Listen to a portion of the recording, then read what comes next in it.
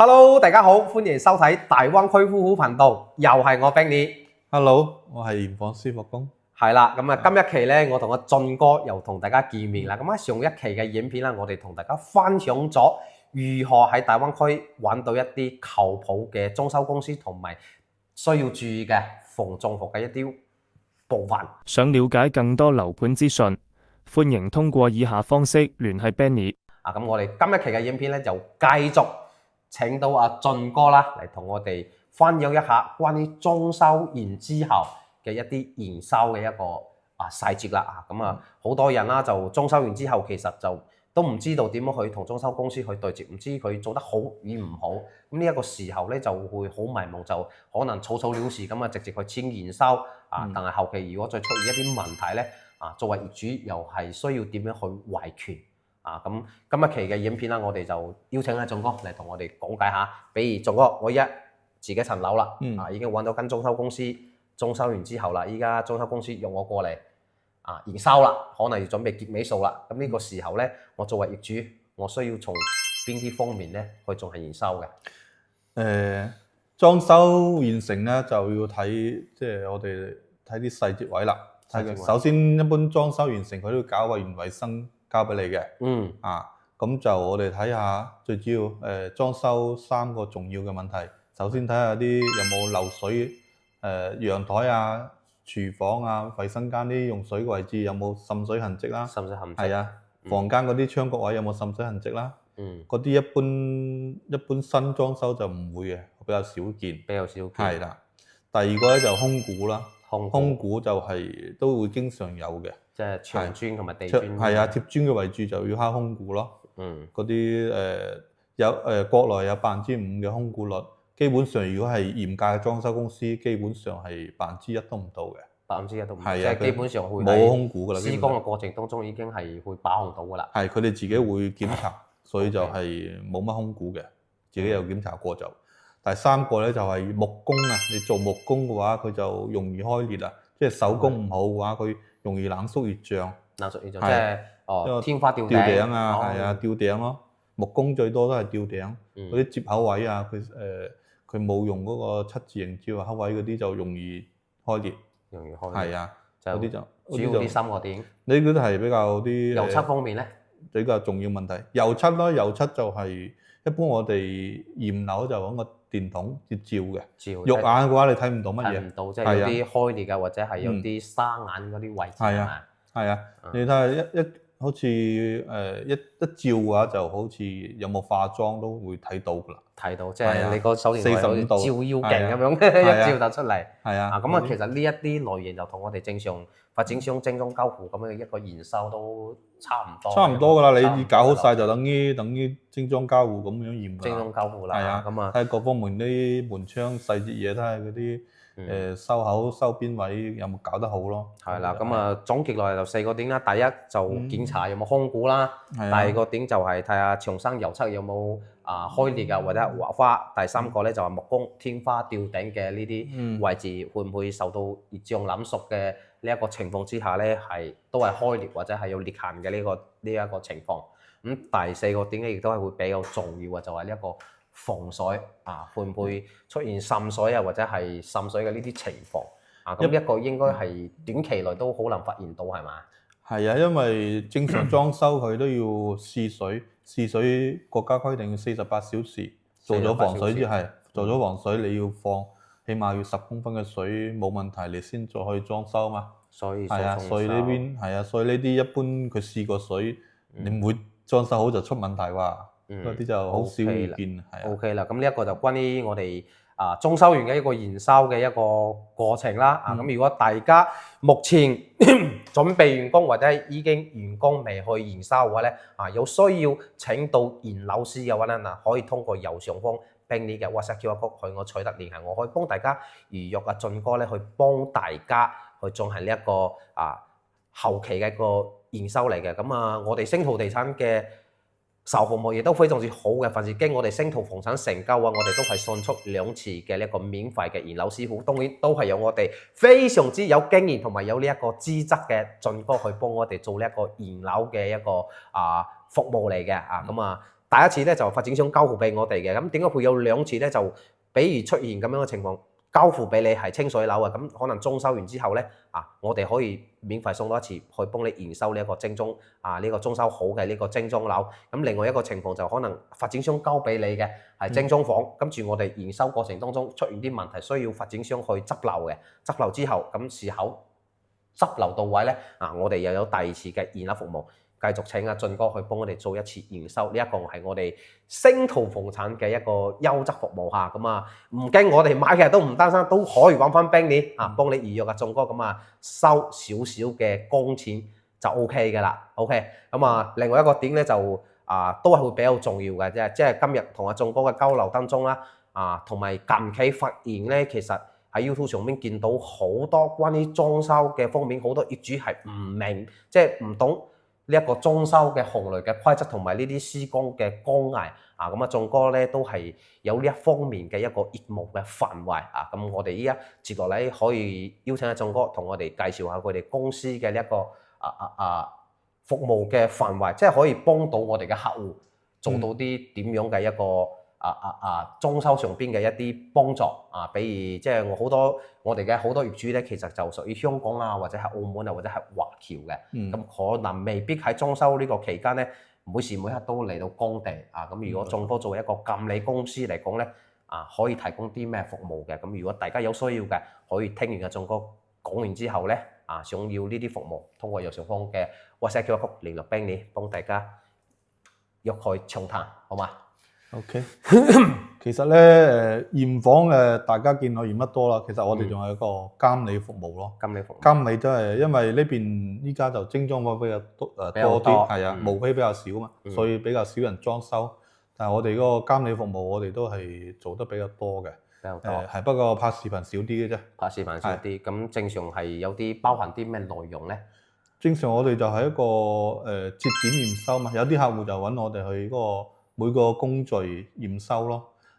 最好毛坯我哋就建議前期開始介入，前期介入即係傾合同，或者你去攞咗報價翻嚟，可以我哋去幫你睇下報價有冇正唔正常，即係報價正唔正常，有冇啲隱藏收費，有冇嗰啲額外嗰啲收費，因為好多裝修公司都係又要收呢個管理費啦、垃圾清運費啦、乜乜費嗰啲好多嘅，即係好似啲隱藏嘅增加項，係啦，同埋會有啲標清得唔係特別嘅清晰。即係如果人哋想揾你錢、揾你辦嘅話咧，佢一定會喺好多地方上邊係做到手腳。但係如果作為行內人嚟講，可能係睇唔出。但係你哋監理公司基本上都可以好清晰咁樣辨別出嚟，係咪？因為我哋有經驗啊嘛，所以係好多揾我哋嗰啲啲業主啊，其實佢嗰啲揾得我哋都會將嗰啲監理費其實可以合同嗰度慳翻嚟都大把，都大把，即係甚至係可能我份合同20萬嘅，揾到你可能幫我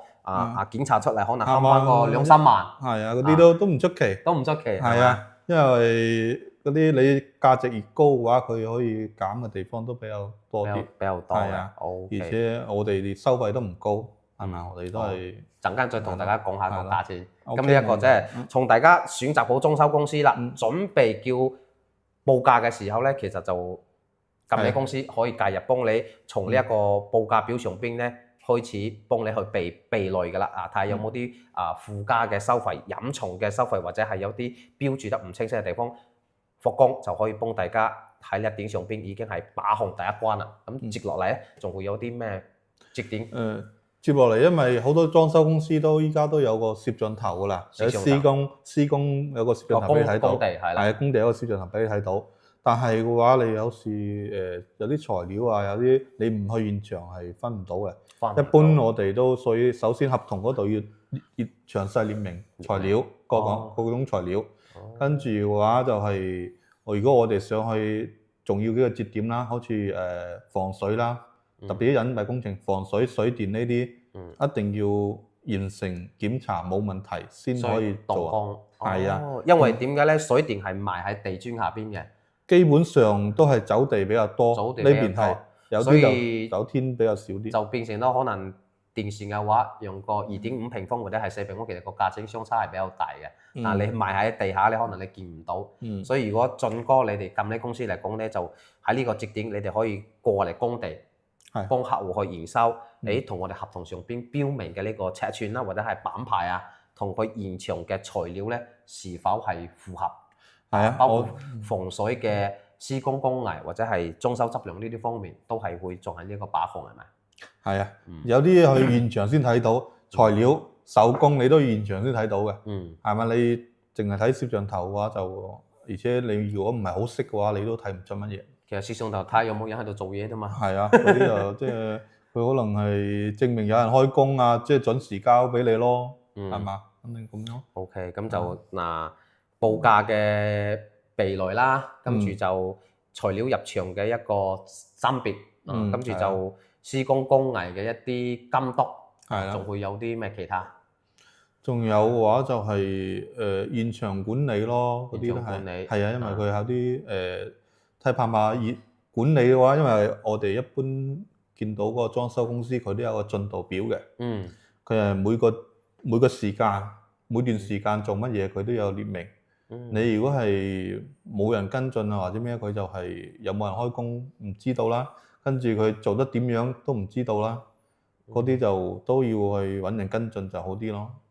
係啊，而且有冇偷工減料啊，都會現場睇到。因為有啲工序嘅話，有啲好似批灰啊，要3次啊，甚至佢就做2次俾你，你都唔知道。你都唔知道。係啊，即係呢啲其實你哋都可以幫業主去把控嘅。係咯，係咯。去把控。咁啊，如果正常落嚟咧，成個裝修過程當中，你哋有幾多次嘅一個到現場嘅呢個監理咧，或者係用到咩一個流程？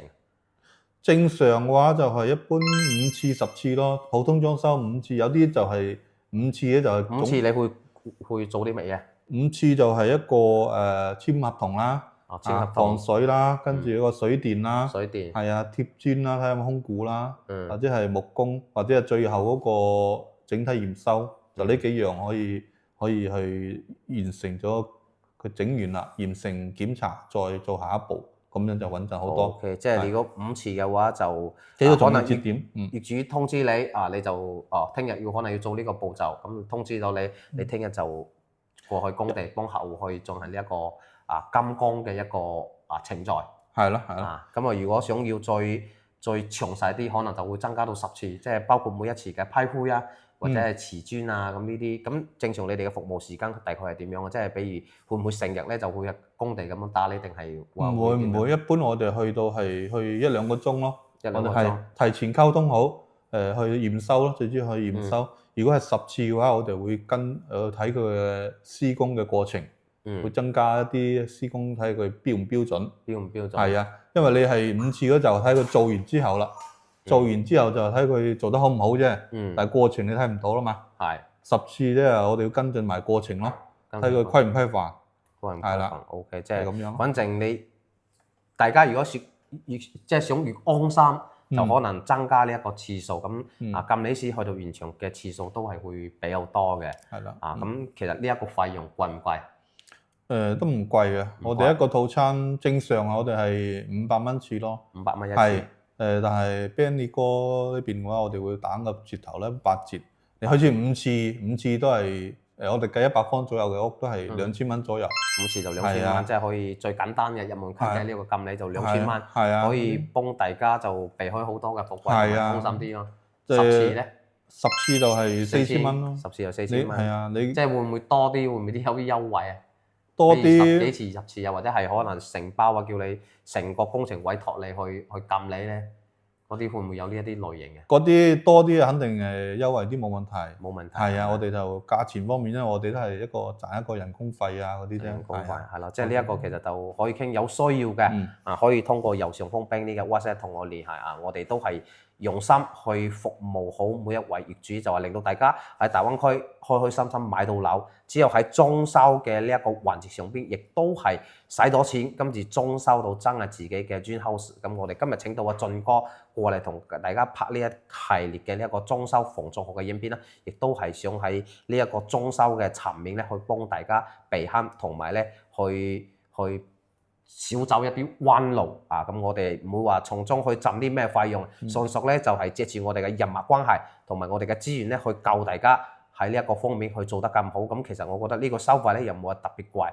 但係即係可能喺報價上邊幫大家檢查一下，慳翻個幾千蚊，其實已經個鑑定費已經係分得出嚟。咁當然啦，呢一個咧就需要大家自己去衡量翻。啊，你有時間親自嚟到現場監督嘅。啊！你可以自己監督，但係你真係冇時間，又擔心嗰間裝修公司會唔會真係做到偷工減料啊唔放生嘅嗱，可以請翻阿壯哥去幫大家進行呢一個工程嘅一個監理。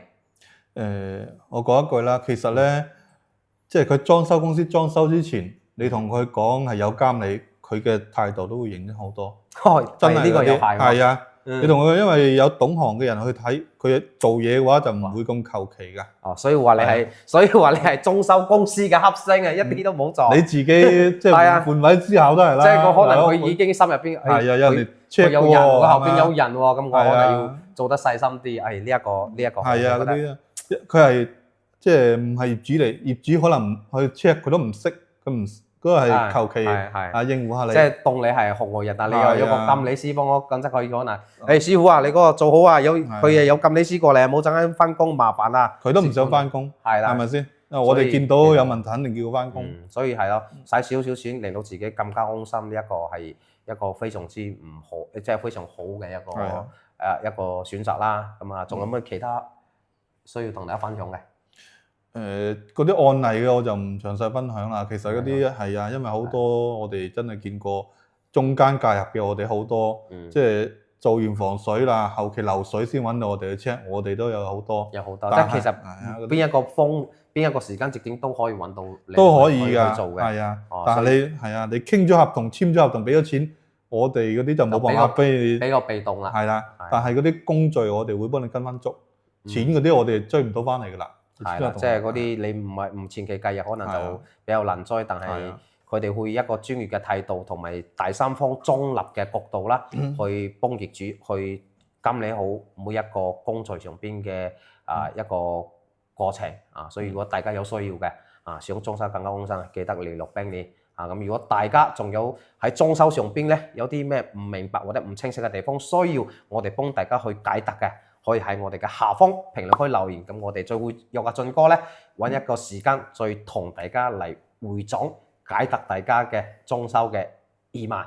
咁我哋今日期嘅影片咧，同大家介紹到呢度，好嘛 ？OK， 咁影片最後大家記得俾 like，有業務需要嘅記得揾翻阿俊哥通過右上方嘅 WhatsApp QR code 就可以揾到阿俊哥啦。咁如果大家未訂翻我嘅頻道記得訂閱翻大灣區夫婦嘅呢一個頻道，咁我哋會用心幫大家避開大灣區所有嘅買樓裝修嘅呢一個伏位。我係 Benny， OK， 我係俊哥，下期節目再見啦，拜拜。拜拜。